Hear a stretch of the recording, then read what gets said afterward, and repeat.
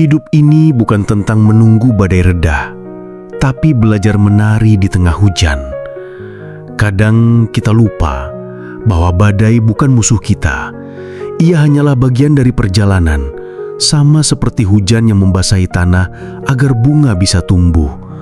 Tapi kita sering memilih berdiam, menunggu cuaca membaik, padahal waktu terus berjalan.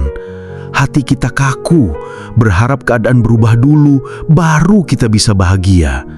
Padahal kebahagiaan seringkali hadir justru ketika kita menerima hujan itu, lalu belajar melangkah di tengahnya. Apa yang kamu lawan akan melawanmu. Apa yang kamu terima akan melepaskanmu. Kalimat ini sederhana, tapi menyimpan kebenaran yang dalam.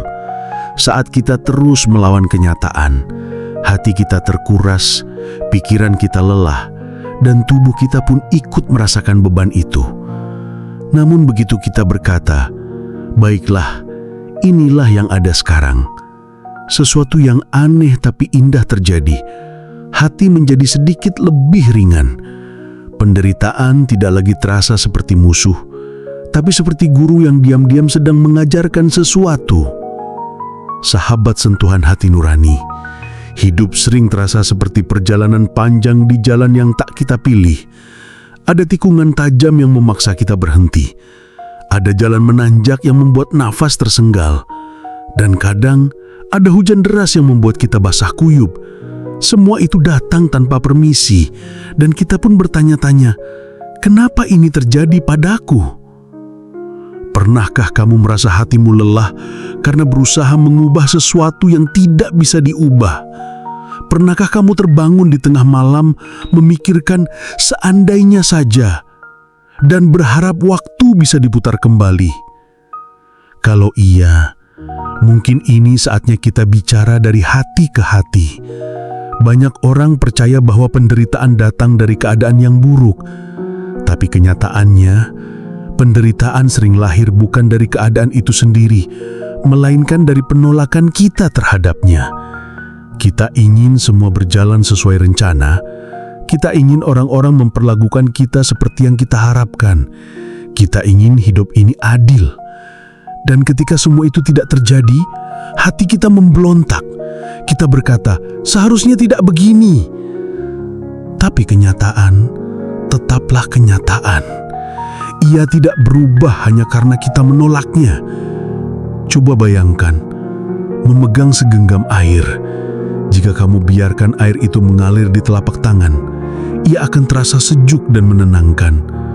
Tapi jika kamu menggenggamnya terlalu erat, air itu justru akan hilang lebih cepat, meninggalkan tanganmu kosong. Begitu pula dengan hidup. Semakin kita menggenggam sesuatu yang tak lagi bisa kita miliki, semakin cepat ia menyakiti kita dan meninggalkan kehampaan. Aku tahu, menerima kenyataan bukan hal yang mudah, apalagi ketika hati masih berharap, ketika kita masih yakin bahwa satu hari keadaan akan berubah. Kadang kita merasa jika kita menyerah, maka semua perjuangan akan sia-sia. Tapi ada perbedaan besar antara menyerah dan menerima. Menyerah itu berhenti berjalan. Menerima itu melangkah meski jalannya tidak seperti yang kita rencanakan. Masalahnya adalah kita sering bingung. Kita bingung bagaimana caranya menerima. Bagaimana cara melepaskan sesuatu yang telah menjadi bagian dari hidup kita. Bagaimana cara tersenyum ketika hati masih dipenuhi luka. Tidak ada jawaban instan ya sahabatku. Semuanya tetap harus menjalani prosesnya. Dan prosesnya juga membutuhkan waktu. Tapi langkah pertamanya selalu sama, yaitu berhentilah melawan kenyataan. Karena kenyataan itu ibarat arus sungai yang dimana semakin kita melawannya, maka kita akan semakin lelah dan tenggelam. Tapi saat kita mulai mengikuti alirannya, kita justru akan dibawa ke tempat yang mungkin tidak kita duga. Tapi ternyata di sanalah kita menemukan ketenangan. Kalau kamu saat ini sedang merasa terjebak dalam penolakan, cobalah izinkan dirimu untuk berhenti berjuang melawan yang tidak bisa diubah. Bukan berarti kamu kalah, tapi karena kamu memilih untuk damai. Dan dari titik damai itulah kekuatan baru akan lahir. Dulu, di sebuah desa nelayan yang jauh dari hiruk-pikuk kota, hiduplah seorang pria bernama Saka. Saka adalah nelayan yang gigih. Laut adalah sahabatnya, dan sebuah perahu kayu kecil adalah sumber hidupnya. Dia membangunnya sendiri, papan demi papan, dengan tangannya yang penuh kapalan. Baginya, perahu itu bukan sekedar alat, tapi bagian dari jiwanya.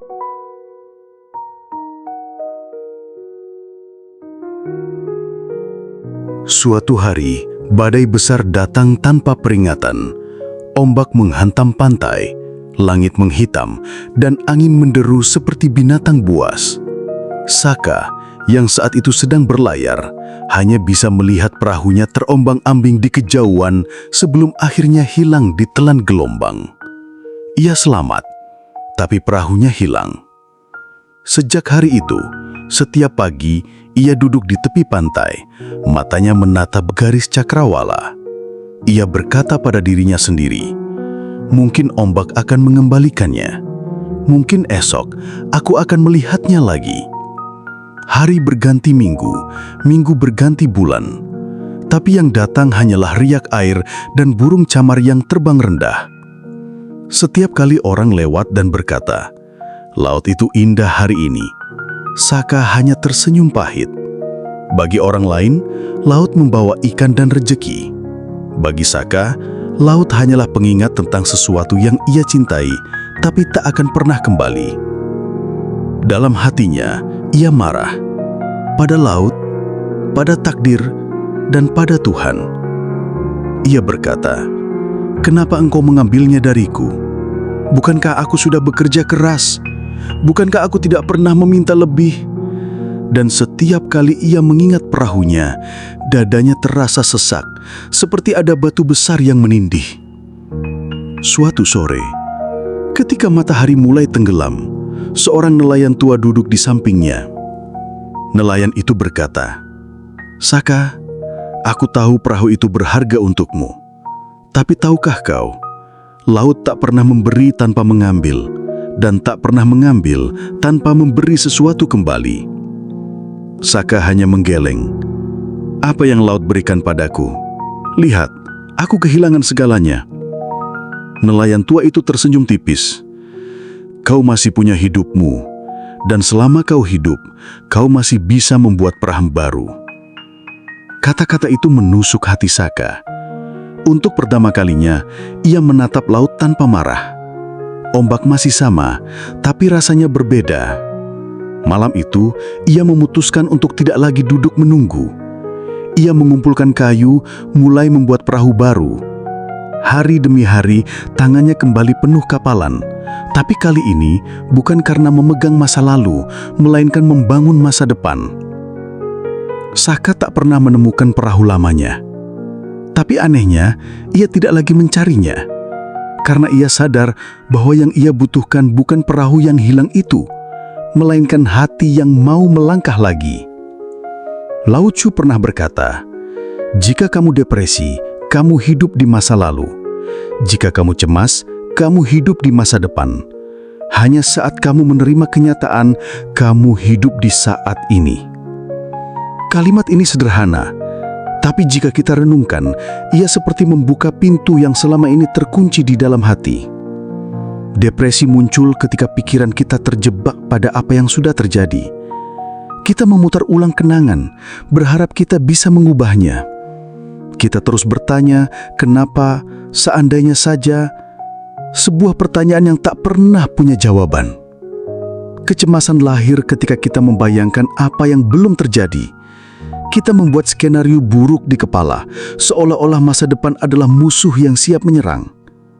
Tapi saat kita menerima kenyataan, kita kembali ke momen ini, yaitu pada detik ini. Dan di detik ini, penderitaan yang kita bayangkan belum tentu ada. Yang ada hanyalah nafas kita, tubuh kita, dan kesempatan untuk memilih langkah selanjutnya. Hidup di saat ini bukan berarti kita melupakan masa lalu atau mengabaikan masa depan. tapi artinya kita berhenti membiarkan masa lalu meracuni hati dan berhenti membiarkan masa depan mencuri kedamaian kita saat ini, hari ini. Disinilah letak kesadaran diri. Kesadaran bahwa kita hanyalah tamu di dunia ini, bahwa semua yang kita miliki hanyalah titipan, bahwa kehilangan pada akhirnya adalah bagian dari perjalanan pulang kita kepadanya. Ketika kita benar-benar sadar akan hal ini, kita mulai melihat hidup dengan cara yang berbeda. Masalah tidak lagi kita lihat sebagai hukuman, tapi sebagai guru yang mengajarkan kita arti ikhlas. Luka tidak lagi kita anggap sebagai akhir, tapi sebagai pintu menuju kebijaksanaan. Dan yang terpenting, kita mulai mengenal siapa kita dan siapa Tuhan kita. Kita mulai paham bahwa kekuatan untuk menerima bukan berasal dari kita sendiri, tapi dari Dia yang menitipkan hidup ini pada kita. Saat kita hidup di saat ini, kita akan merasakan bahwa setiap nafas adalah anugerah, setiap kehilangan adalah pelajaran, dan setiap kesulitan adalah undangan untuk mendekat padanya.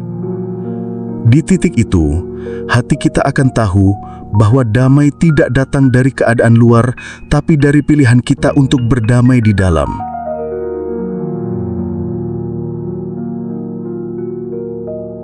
Sahabat sentuhan hati nurani, ingatlah bahwa seringkali saat masalah datang, kita selalu saja langsung bertanya, "Kenapa ya? Kok ini selalu saja terjadi padaku?" Memang sih ya, pertanyaan itu wajar, tapi sebenarnya pertanyaan itu sering membuat kita melihat masalah sebagai hukuman. Kita merasa Tuhan itu sedang marah atau hidup sedang menghakimi kita. Padahal, bagaimanakah jika yang kita sebut masalah itu sebenarnya adalah guru yang menyamar dan sedang mendidik kita? Setiap masalah itu membawa pelajaran, sahabatku. Di situ selalu ada pelajaran tentang kesabaran. Ada pelajaran tentang melepaskan. Ada pelajaran tentang menerima. Dan ada pula pelajaran tentang bersyukur. Bahkan dalam keadaan ketika yang kita miliki terasa sedikit. Masalah itu seperti obor kecil yang menerangi bagian hidup kita yang selama ini gelap. Ia menunjukkan sisi diri kita yang belum kita sadari. Ia menguji keyakinan yang selama ini hanya kita ucapkan di bibir, untuk melihat apakah hati kita benar-benar meyakininya. Tapi, pelajaran itu tidak cukup hanya dipahami, sahabatku. Seperti membaca buku masakan tanpa pernah masuk ke dapur, kita tidak akan pernah tahu rasanya bagaimana rasa asli masakan itu, karena kita tidak pernah mempraktikannya. Nah, begitu pula dengan ilmu dari masalah. Ia harus dipraktikkan dan harus dihidupkan dalam keseharian kita. Jika masalah mengajarkan kita untuk sabar, maka kita perlu melatih diri kita untuk kesabaran itu. Bukan hanya pada hal besar, tapi juga pada hal kecil, seperti menunggu antrian atau menahan diri untuk tidak membalas kata-kata kasar. Latihan ini akan terasa berat di awal, bahkan mungkin membuat kita ingin menyerah. Tapi seiring berjalannya waktu, hati kita akan menjadi lebih kokoh. Dan pada titik tertentu, kita akan merasakan keyakinan yang utuh, yaitu keyakinan yang tidak lagi tergoyahkan oleh keadaan, karena kita sudah membuktikannya sendiri. Mengenal diri berarti menyadari bahwa kita hanyalah tamu di dunia ini. Kita datang tidak membawa apa-apa, dan akan pulang juga dengan tidak membawa apa-apa. Segala yang kita miliki hanyalah titipan, sahabat, keluarga, harta, apa yang kita pakai, apa yang kita gunakan, dan bahkan tubuh ini, semuanya hanyalah titipan. Kita beruntung saja bisa ikut merasakannya. Dan seperti tamu yang berkunjung ke rumah orang lain, kita harus menjaga sikap. Kita menerima suguhan yang ada, entah itu manis atau pahit. Kita harus menghargai tuan rumah meski kadang kita tidak mengerti mengapa ia menyiapkan hidangan tertentu untuk kita. Sahabat sentuhan hati nurani, rumah sejati kita itu bukan di sini. Ada lagi tempat untuk pulang, yaitu tempat yang tidak mengenal sakit hati, kehilangan atau air mata, dan perjalanan kita di dunia ini hanyalah persiapan untuk kembali ke sana. Masalah-masalah yang kita hadapi hanyalah cara Tuhan mempersiapkan kita agar layak pulang.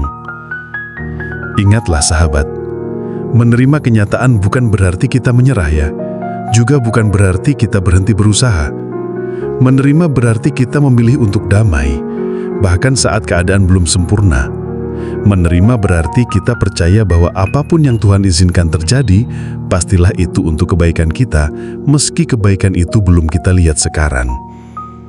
Kalau saat ini kamu sedang merasa sendirian, ingatlah ini. Kamu tidak pernah benar-benar sendiri. Dan kemanapun kamu pergi, kamu tetap akan tidak sendiri. Tuhan tahu persis apa yang kamu rasakan.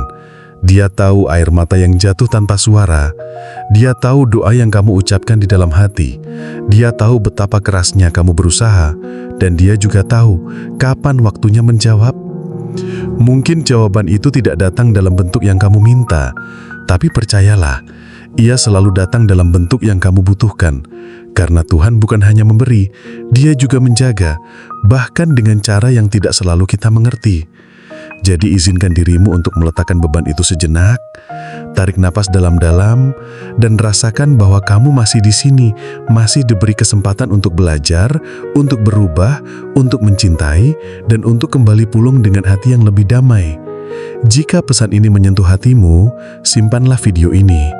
Dengarkan lagi saat hatimu goyah, dan jika memungkinkan, kamu boleh membagikan video ini kepada seseorang yang kamu tahu sedang berjuang. Karena kadang, satu kalimat sederhana bisa menjadi cahaya di tengah malam yang gelap. Dan ingatlah, tidak ada perjalanan yang sia-sia ya, selama kita mau mengambil pelajarannya. Tidak ada luka yang benar-benar sia-sia, selama kita izinkan Ia mengajarkan kita sesuatu. Dan tidak ada kehilangan yang benar-benar kosong selama kita percaya bahwa Tuhan sedang mempersiapkan sesuatu yang lebih baik. Jadi, hari ini mari kita memilih untuk damai, bukan karena masalah kita hilang, tapi karena kita memilih untuk percaya. Dan disitulah hati kita akan mulai merasa lega. Baiklah, sampai di sini dulu videonya. Sampai jumpa di video selanjutnya ya. Jangan lupa like dan subscribe-nya. Salam channel Sentuhan Hati Nurani.